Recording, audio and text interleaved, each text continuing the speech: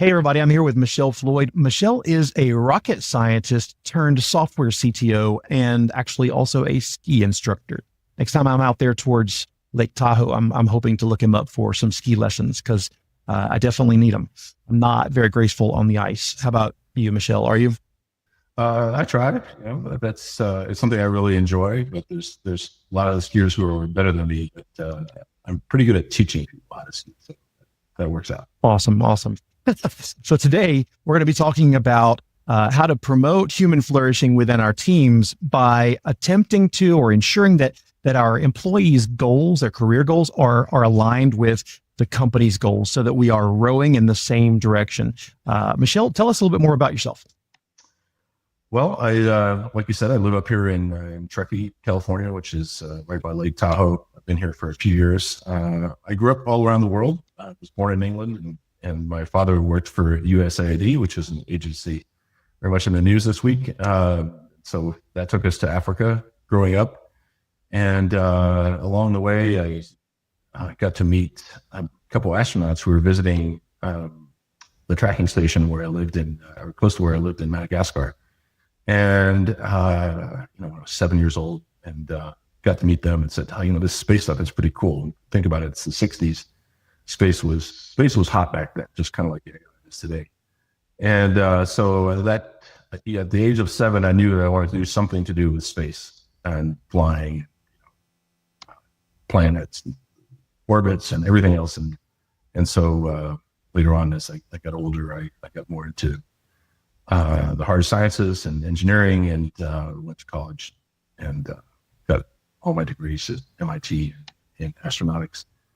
And then came out to Silicon Valley, where I worked in that sector for a while. And then I was doing a lot of software, really. I was actually building tools for other people like me, and figured out that I liked building software.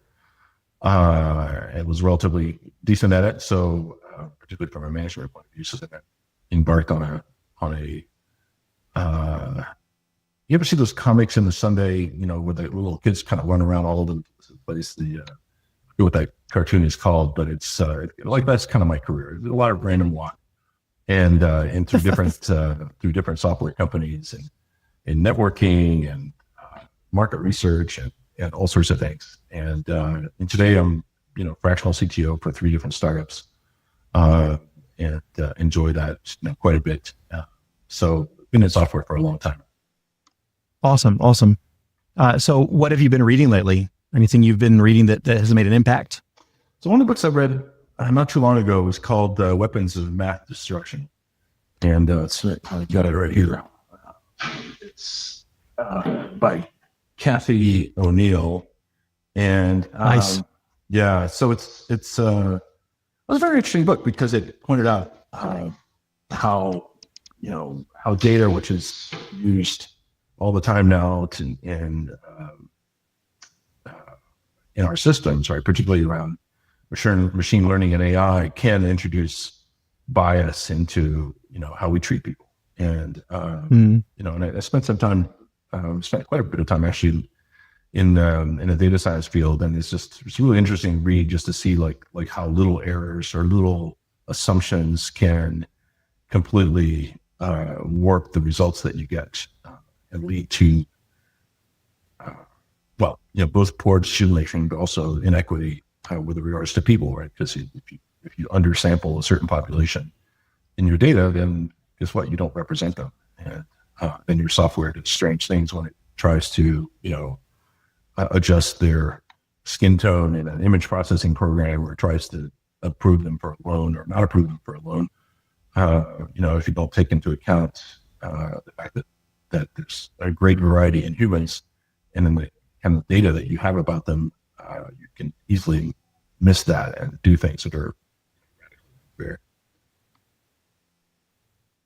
So you've been so many different things, you've worn so many different hats in your career. I love the rocket science piece. That's just so always impressive to me. People, when people want to describe something that is difficult, then they might refer to rocket science. But if they want to say that it's not something difficult at all, then they'll say, this is not rocket science. And I'll bet whenever you hear that, you want to speak up and say, well, actually, it's come up in so many companies where someone said, well, particular task is, this is about rocket science. And, well, I guess, made me then, just leave the room metaphorically. And it's like, but it's rocket science is hard, but so lots of other things, right? It's just most Exactly. scientific things are hard because you never spent the time to become an expert in that field. And so for me, biology is really hard, and how drugs get delivered and how they get created and protein folding and all that stuff. I have no clue. So so that's way harder for me than rocket science, because I know a lot about rocket science. So just depends what you learn. Right? It's mathematically hard, but other things are hard in other dimensions. So I want everybody to, even though we are in the presence of Michelle Floyd, and if you've never met Michel before, now you've heard that he's had rocket science in his past, and also Michel has worn so many hats and has been a tech leader in the space for quite a while. It might be really simple to just assume that Michel is done making mistakes and is now superhuman, has evolved to a new level. But everybody, we don't invite superhumans on this show. We only invite regular human beings, and just to prove that Michel truly is a human being. He does bleed when you prick him. We're gonna have confession time. So step into my confession booth. It's just you and me. Let's lay it all on the line. So what's an embarrassing mistake that you've made as a tech leader? Well, I think I made the same mistake that every engineer who's ever built anything has made, which is to take down production. And I think those mistakes I'm still making. So taking down production is very common, and perhaps too common, particularly in small startups where you don't have a DevOps team. Processes aren't well established. So it turns out that taking down production is very easy. But I'm also really good at restoring production, so those errors hopefully don't impact too many people. Probably one of the most embarrassing ones I had was, and it's kind of a intricate story, but I was at a company where we got we hired a developer from another company, and the worked at a similar software company, and the other company accused us of IP theft. And basically they got together with some sheriff or some federal prosecutor up in Oregon, and started doing discovery. And so we had to do a lot of work to protect evidence, and of course try to prove that we were innocent in terms of IP theft. Basically re-engineer everything. But court cases and things take a long time, and like maybe 18 months later, I'm sitting in federal court up in Portland, in front of a federal grand jury, talking about this case and defending the company position. But it turns out that in the federal grand jury, you can't have your lawyer with you. So I didn't have my attorney or the corporate attorney. I'm sitting there and answering questions, and some interesting people on that jury that asked very interesting questions. You get asked by not just the prosecutor but by jury members. And but the prosecutor at some point asked me a question, when you were doing, when you were first investigated, did you proceed to, or did you tell your team to protect evidence, and how did you do that? Like, yeah, I did, but I don't remember. And the guy pulls out a memo which I had written, which was actually one of the few times I wrote an official memo. Thou shalt protect evidence. He just pulls it out, shows it to me. Yeah, I guess I wrote that. It's got my signature on it. And completely forgotten about it. It was 18 months later. So here I am in court with my pants down, basically. And it's like, oh, God, I don't like grand juries because no lawyer. But that was embarrassing. Yeah, I thank goodness I've never been in a situation where I had to be in front of a court or anything like that defending my company. But good grief, that sounds like a nightmare. It was embarrassing after that. I mean, I got through the rest of the testimony. Okay, it's like when the guy whips out something that you wrote, that you wrote yourself. Forgot. You've completely forgotten about it. Yeah, I wrote that. Yeah, that's my signature. That's my signature. It might be surprising. It's my style. Might even be surprising to people that they're like, how could you forget that? Well, I've thought about 50 million things since I wrote that, so that's how I forgot it. Exactly. So I don't think our lawyers did a particularly good job of preparing us. Should have known what evidence was coming. But the federal grand juries are different because it's not really a court case. It's very exploratory and all sorts of funny things can come up. So I don't recommend it as an experience. You don't recommend that. Okay, I'll take that recommendation and I'll try to apply it. Stay out of federal court. So tell me, what does rocket science teach us about getting our team and our company to row in the same direction? Well, I think I grew up as a child of I was born a year after Sputnik. I grew up in the Apollo era, and I think what Apollo taught me and I think taught a lot of people is that you can do amazing things when you are aligned. The United States of America went to the moon and put people there, brought them back. And in a very, very short time relative to, let's say, how long it's taken JavaScript to mature as a platform. From the time that Werner von Braun basically told, I guess then it would have been Eisenhower, that, it was possible to go to the moon. And then later on, Kennedy came and said, well, we're going to have this big hairy ass goal of getting to the moon by the end of the decade, in this very famous speech. And then, about 6 years after that, we were walking around the moon and planting flags. That's amazing. I mean, it's just like you talk about goal alignment, not just of the thousands of engineers and, people who work on their Apollo program, but of the entire country being riveted to their TVs, their black and white TV sets, and with their little rabbit ear antennas, watching people land on the moon and supporting the program. That's alignment on a nationwide scale, and it delivered results in a very short amount of time relative to some of the things that we see happening now. So, if we wanted to go to the moon today, doing it in 5 to 10 years would be a challenge. It'd be hard because, first of all, you wouldn't have the public support for it. We've been there. Why are we going to the moon again? What's the real goal? And also we just don't have all of the infrastructure around to build rockets that can go to the moon easily and get people back.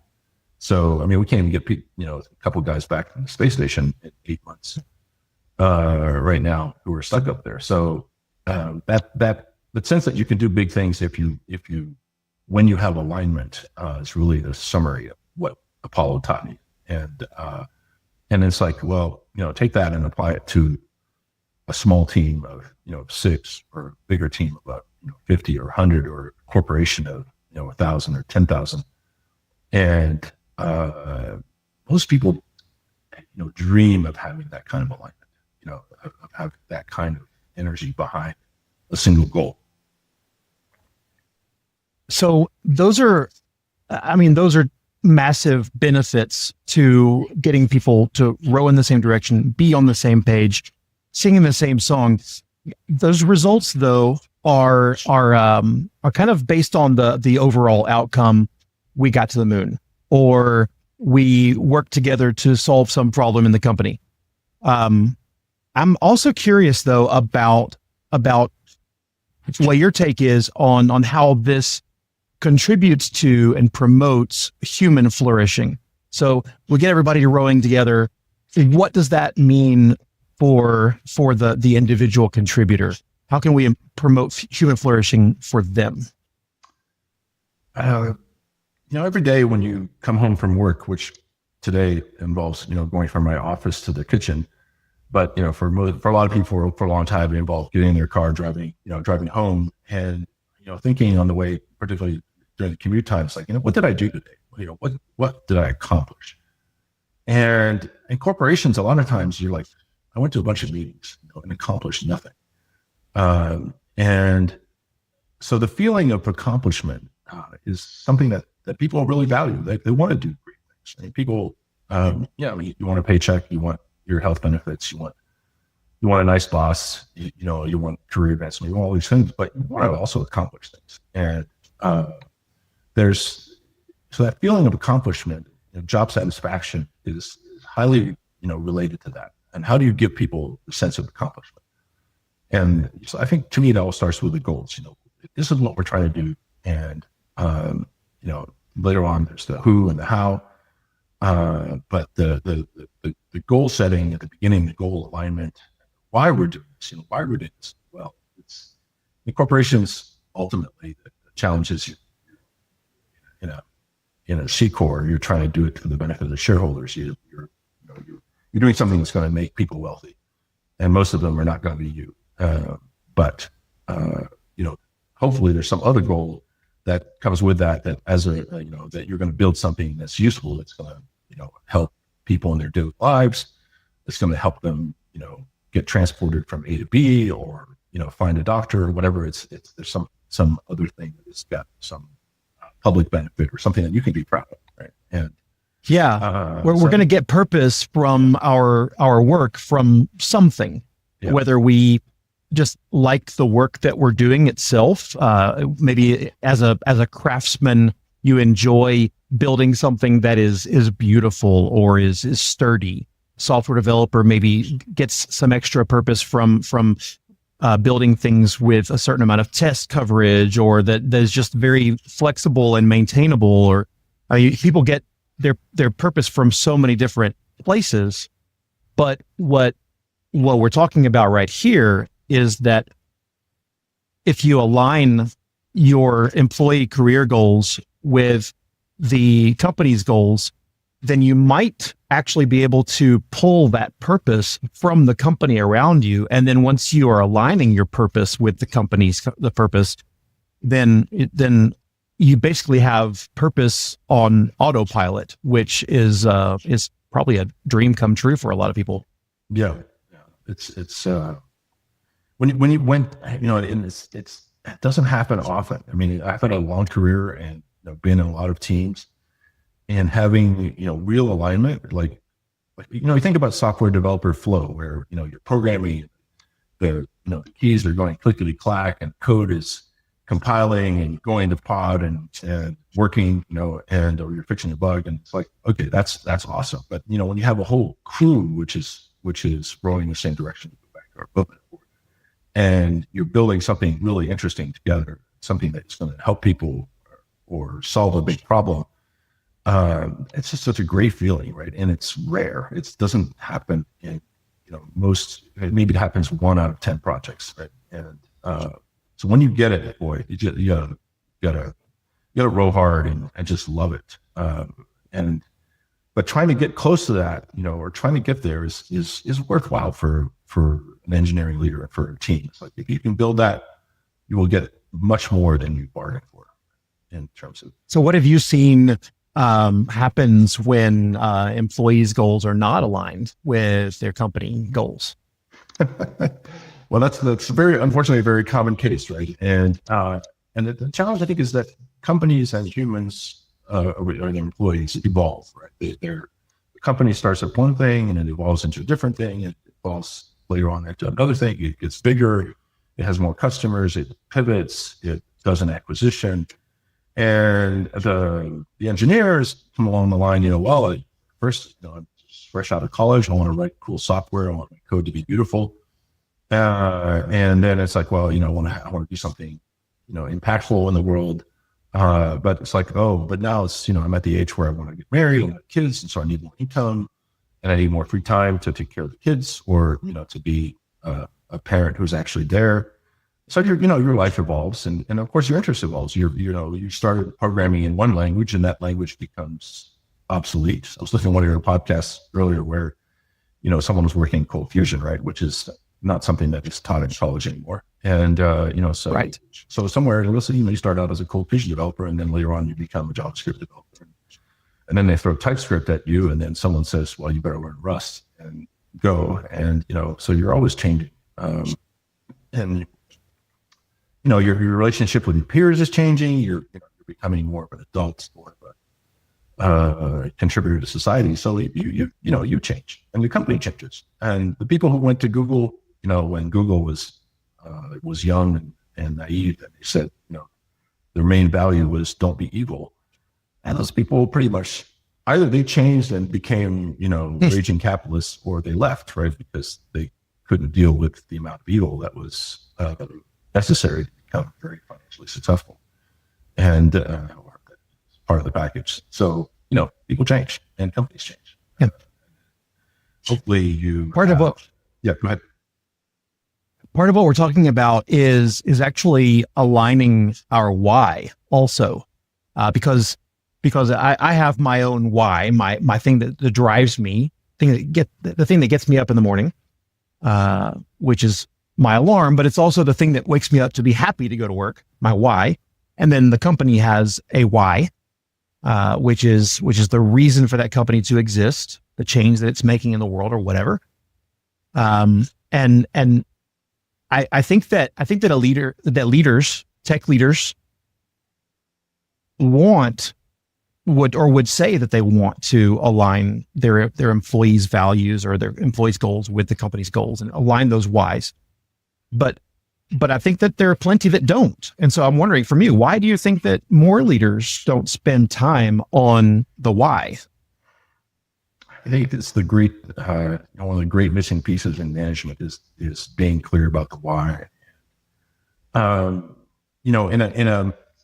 In some corporations, particularly, as they get larger, the why becomes less and less clear.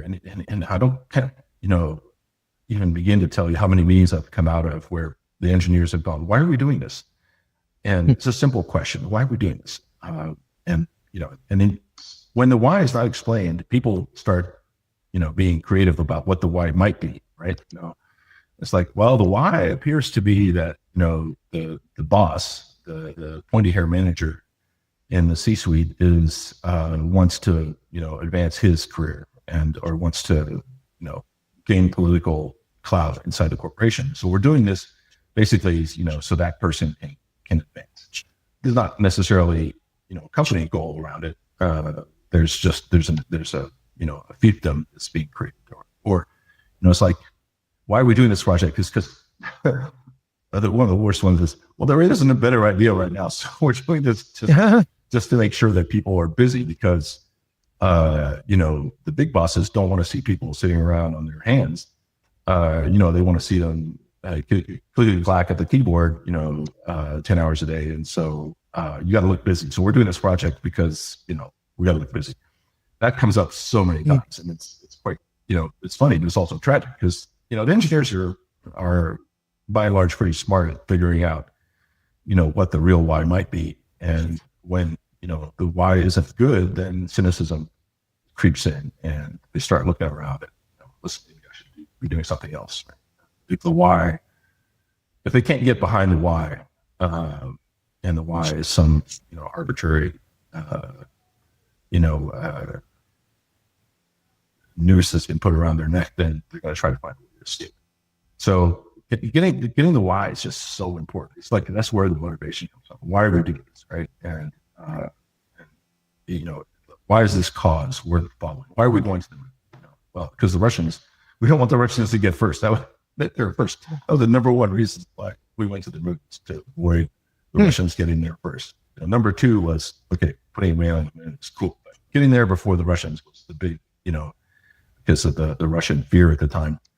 And, so you got to have your being explicit about your why, and making sure that your why is something that people that aligns with your values. And it's not just, turf building or turf war with somebody else or passing the time kind of thing. Then, that gets people going. And, it builds trust. If you're explicit about it, about what the why is, and like, oh yeah, I understand why we're doing this. And, I want to do this because this is, I can get behind that why. The how we'll figure out. Yeah. The how will eventually come along and present itself if your why is clear. So imagine that. Sorry, go ahead. No. Imagine that we are now talking to a room full of tech leaders who have already said, we want to do this. We want to spend time and invest in the whatever effort it takes to align our employee career goals with our company goals. We want to get everybody rowing in the same direction. We want everybody singing the same song. What do you think tech leaders who are kind of starting to go down this road often overlook when they're in the process of implementing and changing? Well, it starts with hiring, right? And hiring well and hiring people that are not hiring just based on skills, but hiring based on career arc and your corporate arc. Like this, when you software projects last, months, sometimes years. Careers last, or 10 years with companies last, 2, 3, 5, 10 years, maybe more, and rarely more, but sometimes they can. And so that every engineer that you hire is going to do different things. They might work for you for a while. They might work for somebody else. They might grow inside the corporation, you have to. When you hire someone, you have to make sure that they're going to be around, for a long time. You're going to invest in them. You're going to train them. You're going to teach them all the secrets, and pick them in the company mission and values, and making sure that you're hiring someone who isn't just, good at typing out JavaScript on the keyboard, TypeScript, Go or Rust or whatever, but that, really wants to be at your company and wants to be there through its ups and downs, and through its pivots and its changes. Those are interview questions, and those are soft questions, right? Soft human touch questions that you need to be asking, not just, people spend so much time on coding, coding tests and coding games or whatever, and they spend very little time on, is this person really want to be here, right? And that's to me, it's just as important. And because later on, you're going to have to tell these people to you have to get them to do things that are interesting and valuable, and then you want to make sure that when you tell them why, that they're like, yeah, that's why I'm here, is to do those kinds of things, and not like, why would this doesn't fit at all. Yeah, so much easier to work with people who already share your values and are already hungry to go in the same direction as everybody else. Yeah, exactly. It is a nightmare to work with people when we are not. And from the very beginning, they weren't going to row in the same direction, and now we're kind of stuck working with them, and we might have to let them go, which is also excruciating, just because we didn't hire right. Yeah. So I really appreciate your point. Yeah. So it starts with hiring, and then sometimes there are better roles, within other teams, or even maybe within other functions inside the company where I think a common career arc for engineers is you start as an engineer and you're coding stuff, and you're doing tech support, or you're doing things like that, and you're very technical, but you also, by some miracle, happen to have people skills, and next thing you know, you're in product marketing, right? So and then you grow from there. Just noticing a friend on LinkedIn the other day. He started out in tech support. He came out of Berkeley, and he started in tech support in my first company. Very smart, and then the next thing you know, he's in product marketing. He's doing demos. He's doing pre-sales, basically. Then he's doing many other things around the product side of the company. And today he's a CEO of a company, in Silicon Valley. In fact, he's been CEO of several different companies. It's like, yeah, well, that career arc is not, he didn't become the chief architect or the CTO of a company. He became a CEO of another company. And the best thing for him was, based on his personality and people skills, was not to sit there and code. It was to do other things, because he had way more leverage and alignment with being, going into product and to management. And so just, it's you never know what people are going to be. Right? I'll bet you've seen this process go well and maybe even go badly in the past. Can you share a time when aligning employee and company goals led to some sort of unexpected outcomes? Yeah, and it's funny. Like when they're misaligned, bad outcomes. Just like that's the. I mean, when you look at companies that have or projects or initiatives that had problems, 9 times out of 10 you can trace it back to misalignment on goals. Right? We weren't really doing the thing that needed to be done. We weren't aligned on what it was that we were doing. The people were had the skills but not the motivation. So and there's too many of those stories to go into, and then sometimes it's the other way around where and sometimes you have engineers who are sitting around and are lacking in there's not a developed product management function, and so they're kind of wondering, well, I finished building this thing, what should I build next? And so some of the best surprises I've had is like, well, ideally we'd have a product manager with spec and a project board and a bunch of a backlog, and we would put you on that. But right now we don't have one because that guy left or that woman left, and so we're down on a product manager. And so, but we have this problem where with these customers that are we're losing them in the onboarding stage, or losing them some kind of flow somewhere. Yeah, we don't really know how to solve that. Could you go take a look at that? And that's, the first part of that is like, well, what's the goal? Is to solve this problem that the customers have, and what's the solution? I don't know. Is it important? Yes, it's important because we're losing 10% of our funnel, to this problem, and go figure it out. And or why don't you take a look at that? And with kind of an open agenda, and I've had great results with that. Like the engineers come up with all sorts of creative, solutions to these problems. They dig in there, they look at the data, they understand it, they start,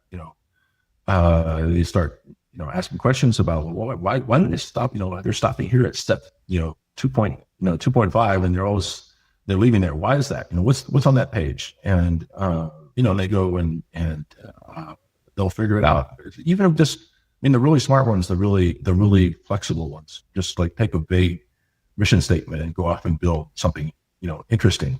And maybe it doesn't make a production, and maybe it's prototype, and maybe it's enough to get someone else excited that, hey, this is a project that maybe we should put more resources in because it has potential. Yeah. So I love that. Maybe even gave some ownership to that that contributor. Yeah, because like hey, you want to build a team around this, because now it turns out, the industry is rife with stories like that. Just given, kind of a goal that they were, that they thought was interesting, and a rough, description of the problem. Really good engineers will go after that, and sometimes they invent, things that you have no idea, you had no clue that they were going to invent. That turned out to be great, right? And other engineers, maybe they want to be more regimented. They want to go down the Kanban board and pick off the next ticket. Right? That's but you have all kinds. Michelle, if there's one thing that tech leaders should do tomorrow to promote team flourishing, what do you think it should be? This thing that I used to do every day at this one company where I worked was I asked the engineers to repeat back what our goals were, like in the project. Or if we're actually for the company at that time, it was kind of a restart, and we'd gone through some troubled times. So we had 5 goals that the company was after, right? And I would just ask them to repeat, what are the 5 goals that we're working on? Turns out 5 is too many because no one can remember 5. It's a little bit like the cognitive test where you have to remember, banana, apple, turnip or whatever. But it's like, just getting to repeat the goals. And then it was funny when you come back at the goals and you're like, man, that's not quite the goal. It's kind of, it's kind of a paraphrase of that. Oh, that's not a goal at all, right? This is a non-goal. And just having to echo back of, like as a manager, as a leader, you're trying to communicate a message, we want to go here.